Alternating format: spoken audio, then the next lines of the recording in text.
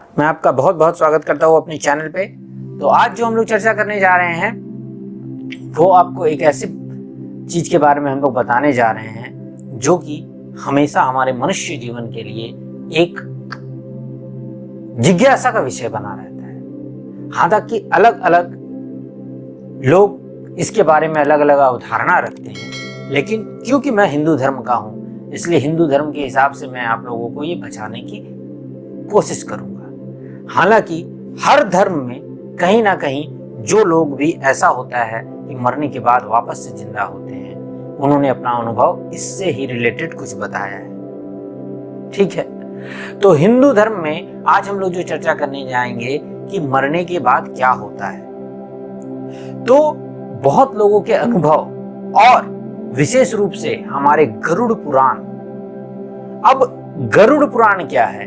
तो गरुड़ पुराण वो पुराण है जिसमें मनुष्य के जीवन के उपरांत उनके जीवन में क्या क्या हो सकता है, उनके कर्मों का क्या फल मिलता है, इसके बारे में विस्तृत जानकारी है। और इसे गरुड़ पुराण क्यों कहते हैं? क्योंकि श्री हरि, श्री विष्णु भगवान श्री हरि जब अपने वाहन, जो उनका वाहन है गरुड़ है, उस पर अवतरित होकर पूरे अलग अलग दिशाओं में विचरण करते थे, तब एक बार श्री गरुड़ जी, क्योंकि वो खुद एक महान गुरु और महान सन्यासी के पुत्र थे, तो उन्होंने ये पूछा कि हे ईश्वर, ये जब मनुष्य अपने मनुष्य योनि को त्याग कर आगे की ओर बढ़ता है तो उसे मोक्ष प्राप्त कब होता है, या उसके आत्मा का क्या होता है? तब विष्णु भगवान ने उन्हें जो ज्ञान स्वरूप दिया वही ज्ञान गरुड़ पुराण में लिखा गया है। तो इसे संक्षिप्त रूप में मैं समझाने की कोशिश करता हूं कि जब मनुष्य शरीर छोड़ता है तो उस समय यमराज और उनके साथी मनुष्य की आत्मा को लेने आते हैं और आत्मा को लेकर जाते हैं, लेकिन जब तक उसकी श्राद्ध प्रक्रिया पूर्ण नहीं हो जाती, उसका सूक्ष्म शरीर यहीं होता है। तो उसके सूक्ष्म शरीर में चलयमान, अर्थात उनका सूक्ष्म शरीर किसी ना किसी पारिवारिक या मोह माया से जुड़ा हुआ ही रहता है। लेकिन जब उसका श्राद्ध पूरा हो जाता है तब फिर से यमराज आते हैं और उसके सूक्ष्म शरीर जब वो चलने योग्य हो गया होता है तो उसे अपने साथ लेते हैं और साथ लेकर फिर चले जाते हैं। अब जाने के बाद वहां क्या होता है? तो जाने के बाद, यहां से जाने के बाद उसके किए हुए कर्म के हिसाब से उसे बहुत लंबे समय तक बहुत तरह की यातनाएं झेलनी पड़ती है। यदि बुरे कर्म होंगे तो बहुत ज्यादा यातनाएं होंगी, यदि कर्म अच्छे होंगे तो यातनाएं कम होंगी, या हो सकता है बहुत ही कम हो या यातना हो ही ना।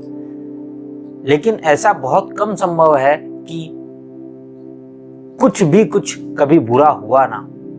उसके कर्मों के हिसाब से उन्हें यातनाएं झेलते हुए जब वो आगे बढ़ते हैं तब वो यमलोक पहुंचते हैं, और यमलोक में पहुंचने के बाद जब उनकी आत्मा से वो अपवित्रता निकल गई होती है तो वापस से उनका जन्म होता है और वापस से 84 लाख योनियों को भोगते हुए वो मनुष्य जन्म को प्राप्त होते हैं। और जब तक वो आत्मा पूर्ण रूप से पवित्र होके मनुष्य के जीवन को एक सफलता पूर्वक और सही तरीका से जीते हुए मृत्यु को प्राप्त नहीं होती, तब तक मोक्ष प्राप्त नहीं होता, अर्थात तब तक जन्मों का फेरा चलता ही रहता है। लेकिन जब वो आत्मा पूर्ण रूप से पवित्र होकर जन्म मनुष्य का धारण करती है और अपने पूरे जीवन को सफलता और सही धर्म अनुयायी कर्म करते हुए व्यतीत करती है, तब मरणोपरांत जब यमराज आते हैं तो उनकी आत्मा को सीधा ईश्वर के पास ले जाते हैं, अर्थात आत्मा का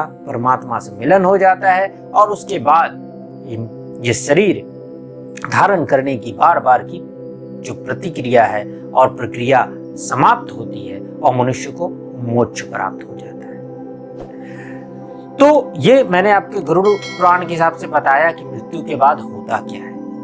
अब अलग अलग धर्मों के अलग अलग एक्सपीरियंस है। बहुत से लोग ने इनसे मिलती जुलती ही चीजें कही हैं कि कोई शक्ति आती है, उन्हें ले जाती है, पूरे व्हाइट लाइट से होते हुए गुजरती है, और वहां जाने के बाद उनके किए हुए हर कर्मों का हिसाब होता है और उसके बाद ही उन्हें अगला जन्म मिलता है। तो इस वीडियो में बस इतना ही बताना चाहता था। तब तक के लिए इस वीडियो में इतना ही। आप मेरे चैनल को सब्सक्राइब करें जिससे कि आपसे मैं ज़्यादा से ज़्यादा जुड़ सकूं। तब तक के लिए नमस्कार।